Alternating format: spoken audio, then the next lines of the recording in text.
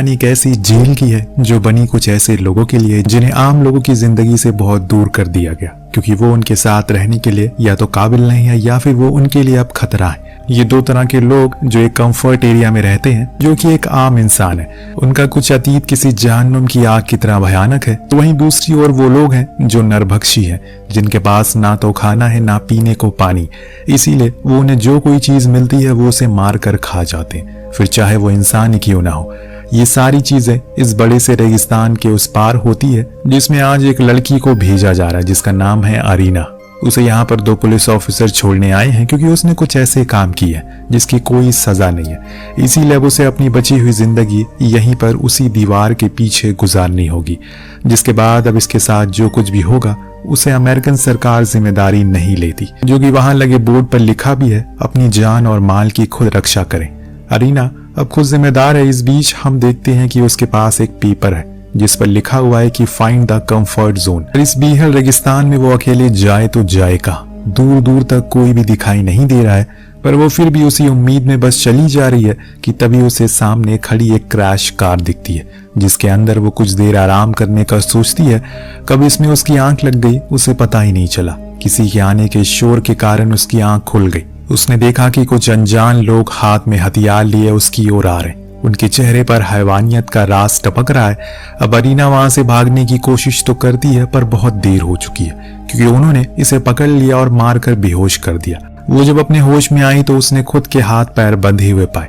पास देखने पर पता चला कि उसे किसी क्रैश प्लेन के अंदर बंदी बनाया हुआ है। इतने में वहां पर एक लेडी आई जिसने उसकी जिंदा हालत में ही पहले हाथ और पैर काट दिए, उसे सुबह का नाश्ता बना दिया।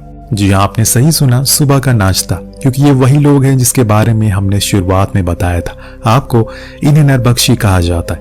उस दर्द के कारण अरीना वहीं बेहोश हो जाती है, लेकिन किसी को उसकी कोई फिक्र नहीं थी। वहीं पर हम इस पूरे नरभक्षी खानदान को देखते हैं जो कि बहुत बड़ा है। सभी अपने फिटनेस का बहुत ध्यान रखते हैं, पर साथ में इन्होंने कुछ लोगों को बंदी भी बनाया ताकि इनके खाने में कोई भी कमी ना बची रहे। इसी में हम अपने दूसरे किरदार जेसन को देखते हैं, जो उसी ग्रुप में रहा करता है और इसी का एक छोटा सा परिवार भी है, जिसके साथ आगे जाकर बहुत बुरा होने वाला है। अब यहाँ से दूसरी ओर जाते हैं, यानी कि कंफर्ट जोन। यहाँ की जिंदगी एकदम उल्टी है। वहाँ सुख सुविधाओं के सारे इंतजाम है, जैसे कि खाने को खाना, पीने को पानी और रहने को घर भी, पहनने को अच्छे कपड़े भी, यानी कि सब कुछ इधर अरीना नोटिस करती है। उन लोगों ने उसे एक काल कोठरी जैसी जगह पर बंद कर रखा है, जो शायद इनका स्टोर रूम होगा, कि तभी उसे ऊपर से किसी की चीखने की आवाज आती है, जो सुनकर वो अपने पूरे शरीर पर अपना ही वेस्ट लगा लेती है।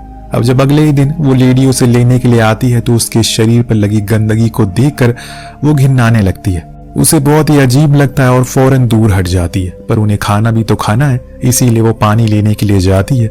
इसी का फायदा उठाकर अरीना वहां पर पड़ी एक रॉड अपने पास छुपा लेती है, और जैसे ही वो लेडी उसके पास आती है वो उस पर हमला करके उसे जान से मार देती है।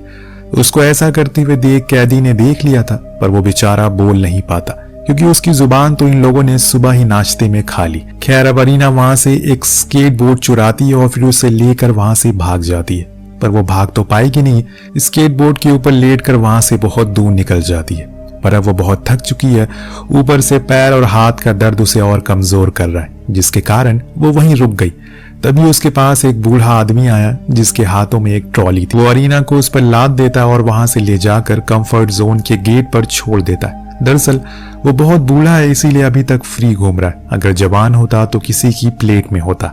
अब जब कंफर्ट जोन वाले अरीना को इस हालत में देखते हैं तो समझ जाते हैं कि ये जरूर इसका ये हाल उन नरभक्षियों ने किया होगा, पर अब वो उसे अंदर लेकर जाते हैं, उसकी मरहम पट्टी करते हैं और इसके बाद उसे वहीं पर एक घर भी दिया जाता है जिसे वो अगले 5 महीने रहती है। हम उसे सही सलामत देखते हैं। प्लास्टिक लेग भी मिल चुका है और अब वो इस जगह पर सुकून से रह रही है, क्योंकि मैंने आपको पहले ही बताया था कि ये जगह उन जगहों से लाख गुना अच्छी है जो आपने शुरुआत में देखी थी। वही हम जेसन को देखते हैं, जो अपनी बेटी केट का एक स्केच बना रहा है, क्योंकि वो एक अच्छा पेंटर है। इतनी में उसकी वाइफ आकर बोलती है कि खाना खत्म हो चुका है। वो पेंटिंग छोड़ एक लड़की के पास जाता है जिसे उसने बांध कर रखा था, जो कि आज उसके परिवार का खाना बनने वाली है। हालांकि वो लड़की उसके आगे हाथ पैर जोड़ती है, लेकिन जेसन कोई रहम नहीं खाता।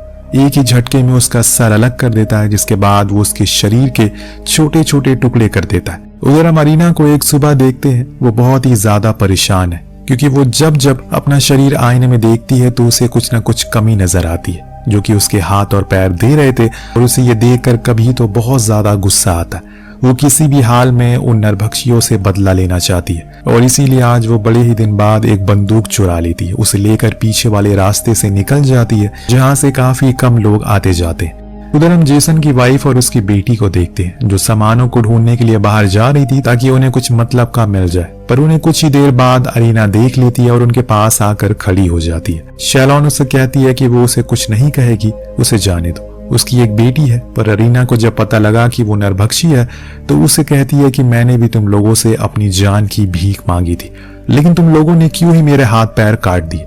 वो ज्यादा देर नहीं लगाती और उसे वहीं सीधा गोली मार देती है। उसके पास खड़ी उसकी बेटी कीट को कुछ समझ नहीं आता कि उसकी माँ को अचानक से क्या हो गया, आखिर वो कोई जवाब क्यों नहीं दे रही। अब अरीना को उस बच्ची पर तरस आता है, इसीलिए वो उसे नहीं मारती, अपने साथ लेकर कंफर्ट जोन में आ जाती है। उन दोनों को एक साथ में वो बूढ़ा आदमी भी देख लेता है जहां उसे एक रैबिट भी पसंद आता है, तो वो उसके लिए वो खरीद देती है और फिर अपने घर ले जाती है। यहाँ उसका मन नहीं है किसी भी तरह उसके कोई चोट पहुंचाने का, इसमें एक लड़की की कोई गलती नहीं है। उधर जेसन को काफी देर इंतजार करने के बाद घर से बाहर निकल जाता है क्योंकि अभी तक उसकी बीवी बच्चे नहीं आए।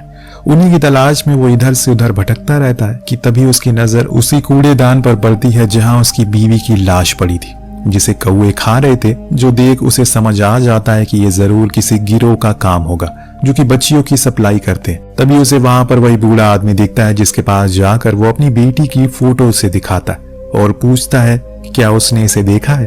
वो कहता है कि हाँ, पर मैं एक शर्त पर इसका पता बताऊंगा। जेसन कहता है कि क्या है वो शर्त। वो बोलता है कि तुम्हें भी मेरा इसी के जैसा एक स्केच बनाना होगा, तभी मैं बताऊंगा कि तुम्हारी बेटी कहाँ है। अब उसे यहाँ तो गुस्सा बहुत ज्यादा आता है ये सुनकर, पर वो क्या करे, अभी वो मजबूर है, इसीलिए वहीं बैठकर उसका स्केच बनाता है। इसके बाद वो बूढ़ा आदमी उसे कहता है, हिंट देता है कि उसे पेपर पर लिखकर कि कंफर्ट जोन, जो देख जेसन समझ गया कि वो कहाँ है। वहीं अरीना केट को लेकर एक क्लब में जाती है जो कंफर्ट की सबसे अमीर आदमी की पार्टी चल रही थी, जिसका मालिक जॉन होता है। वो असल में इस पूरे एरिया में पाउडर सप्लाई करता है। पाउडर आप समझ गए होंगे मैं किसे कहना चाह रहा हूँ, जिसकी एक टैबलेट बनती है जिसे अगर उसने खा लिया तो वो अलग ही दुनिया में पहुंच जाता है, जिसको अरीना भी लेती है। इस बीच हम केट को देखते हैं जिसका रैबिट उसके हाथ से छूट जाता है और उसे लेने के लिए वो उसके पीछे पीछे जाती है कि तभी उसके सामने जॉन आ जाता है जो उसे देख लेता है और अपने साथ अंदर ले जाता है। दरअसल जॉन इस एरिया का मेयर भी है और इसलिए कोई उसे कुछ कहता नहीं है। उधर अरीना पर इस पाउडर का असर होना शुरू हो गया था। उसके आसपास ही दुनिया बहुत ही ज्यादा खूबसूरत लगने लगी थी, लेकिन फिर भी वो केट को ढूंढती है। उसे समझ नहीं आ रहा है कि वो कहाँ चली गई, पर वो अपने होश में भी नहीं थी, इसीलिए उसे ढूंढते ढूंढते वो बाहर आ जाती है और चलते चलते बहुत दूर निकल जाती है। उसे यहाँ तक पता नहीं चल पाता कि उसके पास जेसन खड़ा है। जब सुबह उसकी आंख खुलती है तो उसने देखा कि उसके सामने जेसन है, जिसके हाथ में उसका आर्टिफिशियल पैर है जिसके बिना वो चल नहीं सकती। इस बीच वो उसे अपनी बेटी का स्केच दिखाकर पूछता है क्या उसने इसे देखा है, तो अरीना झूठ कहती है कि नहीं, मैंने इसे कहीं नहीं देखा। अब यहाँ उसने उसे झूठ कहा क्योंकि अगर उसे सच पता चल गया तो जेसन उसे मार देगा, पर जेसन को उसकी जरूरत भी है क्योंकि अगर कोई भी नरभक्षी कंफर्ट जोन के करीब भी आता है तो उसे शूट कर दिया जाता है। इसीलिए वो उसे एक डील करता है कि वो उसे सही सलामत कंफर्ट तक छोड़ देगा और कुछ नहीं करेगा, जिसके बदले में उसे उसकी बेटी को अंदर से ढूंढ कर लाना होगा। अगर उसने हल्की सी भी चालाकी दिखाई तो फिर मैं कहीं से भी तुम्हें ढूंढ कर लाऊंगा और फिर छोटे छोटे टुकड़े करके खा जाऊंगा। अरीना उसकी डील मान जाती क्योंकि अभी वो उस जोन से काफी दूर आ चुकी है। ऐसे में अकेले वापस जाना खतरे से खाली नहीं है, इसीलिए उसे हाँ करना ही पड़ा। अब कुछ दूर जाने के बाद भी इनके सामने से आते हुए एक बंदा मिलता है जो खुद जेसन के खानदान का ही था, यानी कि वो भी एक नरभक्षी है। वो उसे सौदा करता है कि मुझे इस लड़की का पैर दे दो, मैं तुम्हें इसके बदले में पेट्रोल दूंगा। जेसन मना करता है क्योंकि अगर उसने ऐसा किया तो उसकी बेटी उसे कभी मिल नहीं पाएगी। जवाब सुनकर वो आदमी कहता है कि देख भाई, मैं तो इस लड़की को लेकर जाऊंगा क्योंकि मुझे लगी है भूख, तुझे मुझसे लड़ना है तो आकर लड़ ले। अब यहाँ जेसन को न जाने क्या हो जाता है, वो उसे अरीना को सौंप देता और पेट्रोल लेकर जाने लगता है। अरीना चीखती है, चिल्लाती है, पर उसे कोई फर्क नहीं पड़ता। लेकिन जैसे ही वो मुड़ता है वो पीछे से आकर उसे एक चाकू मारता है जिससे उसकी वही मौत हो जाती है। इसके बाद वो उसके हाथ को काट लेता है, डिनर भी तो करना है। अब अरीना उसे थैंक यू कहती है और उसने उसकी जान बचाई। अगर जेसन को पता लगा कि उसने ही उसकी बीवी की जान ली है तो वो क्या हश्र करेगा इसका। वेल, अब ये दोनों फिर से आगे बढ़ने लगते हैं, पर इतने में वहां पर तेज तूफान आ जाता है। दोनों ही तंबू लगाकर वहीं बैठ जाते हैं, जिस बीच अरीना को कुछ महसूस होता है। वो उसे कहीं ना कहीं किसी प्रकार से जुड़ रही है, पर इस बारे में उसे खुद भी नहीं पता। तूफान रुकते रुकते अंधेरा हो चुका है, इसीलिए दोनों वहीं ठहरने का फैसला करते हैं और जेसन उसी आदमी के हाथ को पका कर खाता है। अरीना को भी देता है। दोनों के बीच काफी बातें होती हैं, जिसमें वो एक दूसरे को जानने की कोशिश करते हैं। जेसन बताता है कि वो 16 साल का था जब यहाँ अमेरिका में एक बोट से आया था, पर बॉर्डर पर उसे पकड़ लिया गया क्योंकि वो गैर कानूनी तरीके से घुसा था। तब से वो यहाँ पर रह रहा है। वहीं अरीना की कहानी कुछ इस तरह की है कि वो पहले नेशनल सिक्योरिटी एजेंसी में काम करती थी, पर उसे दुश्मन देश के एक आदमी से प्यार हो गया जिसको इसने अपनी सीक्रेट इंफॉर्मेशन पास कर दी। जब इस बारे में अमेरिका को पता लगा, उसे यहाँ लाकर छोड़ दिया गया क्योंकि गद्दारी की यही सजा है। दोनों एक दूसरे की बातें सुनते सुनते काफी करीब आ गए, लेकिन पीछे से एक गोली चलती है जो जाकर सीधा जेसन को लगी, जिससे वो वहीं गिर पड़ा। कुछ लोग आकर अरीना को ले गए जो कंफर्ट जोन के थे, इसीलिए उन्होंने उसे वहीं ले जाकर छोड़ दिया। लेकिन अब अरीना का यहाँ पर मन नहीं लग रहा है, उसे वही जेसन के पास ही रहना है और इसीलिए वो बहुत ही कठिन फैसला लेती है और यहाँ से उसके पास जाती है जहाँ उन्होंने शाम बिताई थी। वहां उसे बाहर जेसन की स्केच बुक मिली जिस पर उसकी बेटी के स्केच बने थे। उसे देखकर वो काफी मायूस हो गई। उसकी वजह से आज उसकी बेटी कहीं खो गई, लेकिन अब वो उसे किसी भी हाल में ढूंढ कर रहेगी, चाहे कुछ भी हो जाए। वो उसे लेकर वापस कंफर्ट में आ गया और वो सबसे केट के बारे में पूछने लगी। क्या उन्होंने इस बच्ची को कहीं देखा है? पर किसी को कुछ पता ही नहीं था। वहीं वो बूढ़ा आदमी को दूर कुछ कौवे उड़ते हुए दिखाई देते हैं। उससे लगता है कि शायद वहां कोई जानवर मर गया। वो फौरन भागते वहां जाता है, पर वहां तो जेसन बेहोशी की हालत में गिरा था। इसीलिए वो वहीं एक कौवे को पकड़ता और उसे खिलाता है ताकि उसके अंदर थोड़ी सी जान आ जाए। उधर अरीना बेचारी उदास होकर वहीं बैठी हुई थी क्योंकि उसे अब कुछ समझ नहीं आ रहा है कि वो कहां पर जाए। तभी वो देखती है जॉन के पैलेस से कुछ औरतें बाहर आ रही है, जिसमें से एक के पास केट भी थी। वो उस समय तो कुछ नहीं कहती क्योंकि उसे पता है कि ऐसा करके वो सारा खेल खराब कर देगी और अब उसे कुछ प्लान बनाना होगा। वहीं दूसरी तरफ जेसन अब उस बूढ़े आदमी की मदद के कारण ठीक हो चुका है। वो उसे शुक्रिया कहता और फिर वहां से चला जाता है। यहाँ अरीना अब उस पैलेस में जाती है जहां पर कई सारी औरतें काम कर रही थी। वो उन पाउडर्स को पैकेट में भर रही थी, जिसे देखकर अरीना उनसे गुजारिश करती है कि उसे भी वो काम पर रख ले। दरअसल यहाँ में पता चलता है कि जॉन ने केट को अडॉप्ट कर लिया क्योंकि उसे कोई औलाद नहीं है। उसने उसके साथ कुछ भी बुरा नहीं किया। अब यहाँ वो अरीना को भी काम पर रख लेता है, जिसके बाद एक लेडी उसे कमरे में ले जाती है ताकि उसे अच्छे कपड़े पहना सके। वॉशरूम का बहाना मारकर अरीना अंदर जाकर अपने उस नकली पैर में से बंदूक बाहर निकाल लेती है और फिर उसी लेडी को बंदी बनाकर जॉन के पास जाती है और कहती है कि अगर उसने उस बच्ची को नहीं छोड़ा तो वो इसे मार देगी, जिसके पेट में उसका बच्चा पल रहा है। जॉन डर जाता है और फौरन केट को छोड़ देता है, जिसे लेकर अरीना कंफर्ट से बाहर आती है। जहां उसके सामने से आते हुए जेसन उसे देख लेता है। वो अपनी बेटी को देखकर बेहद खुश था, पर यहाँ अरीना उसे गुजारिश करती है कि वो उसे भी अपने साथ ले चले। जो सुन जेसन उस पर भड़क जाता है और कहता है कि हम लोग नरभक्षी हैं, तुम किसी भी समय किसी का शिकार बन सकती हो और मैं इसकी कोई भी गारंटी नहीं ले सकता हूँ। मैं कितने टाइम तक तुम्हें बचा पाऊंगा मैं खुद नहीं जानता, इसीलिए बेहतर है कि तुम अपने ग्रुप के पास चली जाओ। पर अरीना वहां जाने से इनकार करती है और कहती है कि वो उसे पसंद करने लगी है। उसे कोई फर्क नहीं पड़ता कि वो कौन है और क्या करता है, बस उसे उसके साथ रहना। इस दौरान केट अपने पिता से कहती है कि उसे भूख लगी है, उसे नूडल खाना है जो उसने उस बड़े से घर में खाया था।